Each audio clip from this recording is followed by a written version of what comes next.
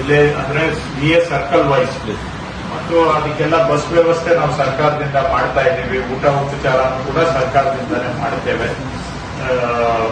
Last time ಕೂಡ ಮಾಡಿದ್ದೇವೆ. Last time ಸ್ವಲ್ಪ ಅಡ್ವಾನ್ಸ್ ಆಗಿ ಪೇಮೆಂಟ್ ಕೂಡ ಮಾಡಿದ್ವಿ. ಈ ಬಾರಿ ಅಡ್ವಾನ್ಸ್ ಆಗಿ ಪೇಮೆಂಟ್ ಮಾಡೋದಕ್ಕೆ ಇನ್ನು ಆ ಪರಿಸ್ಥಿತಿಯಲ್ಲಿಲ್ಲ. ಬಟ್ ಏನೇ ಎಕ್ಸ್ಪೆನ್ಸಸ್ ಇದ್ರೂ ಕೂಡ ಅದು ಸರ್ಕಾರದಿಂದ ನಾವು ಕವರ್ ಮಾಡ್ತೇವೆ. ಸೊ ಅವರು ನಿಮ್ಮ ಬಸ್ಸು ಒಂದೊಂದು ರೂಟು ಅವರು ಮಾಡಿದ್ದಾರೆ. ರೂಟ್ ಪ್ರಕಾರ ಬಸ್ಸಿಗೆ ಅವರು ನೋಡಲ್ ಅಧಿಕಾರಿ ಮತ್ತು ಅವರು ಆ ಬಸ್ನಲ್ಲಿ ಯಾರು ಫಲಾನುಭವಿಗಳು ಅಂತ ಪಟ್ಟಿ ಮಾಡಿ ಅವ್ರನ್ನ ಕಾರ್ಯಕ್ರಮಕ್ಕೆ ಬರೋ ರೀತಿಯಲ್ಲಿ ಮನವರಿಕೆ ಮಾಡ್ತಕ್ಕಂಥದ್ದು ಮತ್ತು ಕಾರ್ಯಕ್ರಮ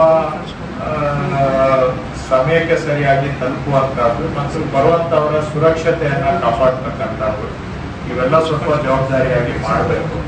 ನಾನು DC ಅವರಿಗೆ ಇನ್ನೊಂದು ಸ್ವಲ್ಪ ಕಡ್ಡಾಯವಾಗಿ ಹೇಳಿದ್ದೇನೆ, ಆದಷ್ಟು ಬರೀ ನಮ್ಮ ಫಲಾನುಭವಿಗಳನ್ನೇ ಜನರಲ್ ಆಗಿ ಜನ ಕರ್ಕೊಂಡ್ ಬರೋದು ಅಲ್ಲ. ನಮ್ಮ ಯಾರಿಗೆ ನಾವು 16 ವರ್ಷದ ಬಾಕಿ ಕೆಲಸಗಳನ್ನ ಮಾಡಿಕೊಟ್ಟಿದ್ದೇವೆ. ಗೋಡಿ ದುರಸ್ತಿ ಇರ್ಬೋದು, ಕಡ್ಡಾಯ ಗ್ರಾಮದಲ್ಲಿ ಇರ್ಬೋದು, ಪೌತಿ ಅಭಿಯಾನದಲ್ಲಿ ಇರ್ಬೋದು, ಯಾರಿಗೆ ನಾವು ಮನೆ ಬಾಗಿಲಿಗೆ ಹೋಗಿ ಕೆಲಸ ಮಾಡಿಕೊಟ್ಟಿದ್ದೇವೆ ಸುಮ್ಮನೆ ಅಲ್ಲ. ಮತ್ತೆ ಇವೆಲ್ಲ 20, 40, 50 ವರ್ಷದಿಂದ ಬಾಕಿ ಇದ್ದಂತ ಕೆಲಸ ಮಾಡಿಕೊಟ್ಟಿದ್ದೇವೆ. ಸೊ ಅವ್ರನ್ನೇ ಮನವರಿಕೆ ಮಾಡಿ ಕಾರ್ಯಕ್ರಮಕ್ಕೆ ಬರುವಂತೆ ಮಾಡಬೇಕು ಮತ್ತು ಬಂದವರಿಗೆ ಅವ್ರ ದಾಖಲೆನ ಫೈಲ್ಗೆ ಹಾಕಿ ಕೊಡ್ಲೇಬೇಕಾಗುತ್ತೆ. ಫೈಲು ಕೂಡ ಕೊಡ್ತಾ ಇದ್ದೇವೆ ಸುಭದ್ರವಾಗಿರುವಂತಹದ್ದು.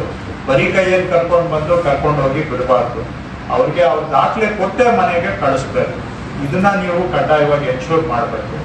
ನಾನು ಅವ್ರಿಗೆ ಹೇಳಿದ್ದೇನೆ, ನೀವು ಪ್ರತಿಯೊಬ್ಬ ತಹಶೀಲ್ದಾರರು ಕೂಡ ಅವ್ರ ತಾಲೂಕಲ್ಲಿ ಎಷ್ಟು ವೆಹಿಕಲ್ಸ್ ಅರೇಂಜ್ ಮಾಡಿದ್ದೀರಾ ಅವ್ರದ್ದೆಲ್ಲ ನೀವು ಗ್ರೂಪ್ ಮಾಡಿ ಮಾನಿಟರ್ ಮಾಡಬೇಕು. ಮೊಬಿಲೈಸೇಷನ್ ಹೊರಡೋದಕ್ಕೆ ಟೈಮ್ ಅನ್ನ ಫಿಕ್ಸ್ ಮಾಡ್ತಾರೆ DC ಅವರು. ಆಯಾ ತಾಲೂಕವರು ಆ ಟೈಮ್ಗೆ ಹೊರಡ್ಬೇಕು. ಯಾಕಂದ್ರೆ ಡಿಸ್ಟೆನ್ಸ್ ಮೇಲೆ ಡಿಪೆಂಡ್ ಆಗುತ್ತೆ. ಮತ್ತು ಹೊರಡಿದ ಟೈಮ್ಗೆ ಕರೆಕ್ಟ್ ಆಗಿ ಬಸ್ಸಲ್ಲಿ ನೀವು ಯಾರ್ಯಾರು ನಮ್ಮ ಕುಟುಂಬಗಳ ಸದಸ್ಯರು ಕೂತಿದ್ದಾರೆ ಅವ್ರದ್ದು ಒಂದು ವಿಡಿಯೋ ಚಿತ್ರಣ ಮಾಡಿ ಮೇಲೆ ಅಧಿಕಾರಿಗಳಿಗೆ ಸಲ್ಲಿಸಬೇಕು. ಅವ್ರ ಜೊತೆಯಲ್ಲಿ ನೋಡಲ್ ಆಫೀಸರ್ ಬಂದು ಕಾರ್ಯಕ್ರಮಕ್ಕೆ ಅವ್ರನ್ನ ಕರ್ಕೊಂಡು ಬಂದು ಕೂರಿಸಿ ಅಲ್ಲಿಂದ ವಾಪಸ್ಸು ಸೇಫ್ ಆಗಿ ಕರ್ಕೊಂಡು ಹೋಗಿ ಅವ್ರ ಜೊತೆಗೆ ಇದ್ರೆ ಎಲ್ಲ ಚೆನ್ನಾಗಿ ಆಗುತ್ತೆ. ಜನನು ಕೂಡ ಅವಾಗ ಕಾರ್ಯಕ್ರಮದಲ್ಲಿ ಬಂದು ಕೂಡ್ತಾರೆ. ಇಲ್ಲ ಅಂದ್ರೆ ಒಂದೊಂದು ಬಾರಿ ಅಲ್ಲಿ ಇಳಿದು ಇಲ್ಲಿ ಆ ಕಡೆ ಈ ಕಡೆ ಎಲ್ಲ ಡಿಸ್ಟರ್ಬ್ ಆಗೋ ಚಾನ್ಸಸ್ ಇರುತ್ತೆ. ಹಾಗಾಗಿ ನಮ್ಮ ಇಲಾಖೆಯಲ್ಲಿ ನಾವು ಏನೇ ಜವಾಬ್ದಾರಿ ಕೊಟ್ಟರು ನೀವೆಲ್ಲ ಮಾಡಿದ್ದೀರಾ. ನೀವು ಮಾಡಿದ ಕೆಲಸ ಜನಗಳಿಗೆ ಸಮರ್ಪಣೆ ಮಾಡುವಂತ. ಆ ಹಿನ್ನೆಲೆಯಲ್ಲಿ ಇದು ಇಲಾಖೆಗೂ ಕೂಡ ಒಂದು ಗೌರವ ತರತಕ್ಕಂತಹ ಕಾರ್ಯಕ್ರಮ ಆಗಿದೆ. ಮಾಡಿದ ಕೆಲಸವನ್ನ ಗುರುತಿಸ್ತಕ್ಕಂತಹದ್ದಾಗಿದೆ. ಸೊ ಹಾಗಾಗಿ ಸ್ವಲ್ಪ ಎಲ್ಲರೂ ಕೂಡ ಮತ್ತಷ್ಟು ಸುದ್ದಿಗಳಿಗಾಗಿ ನೋಡ್ತಾ ಇರಿ ಪಬ್ಲಿಕ್ ನ್ಯೂಸ್ 24x7. ಇದು ಸತ್ಯದ ಧ್ವನಿ.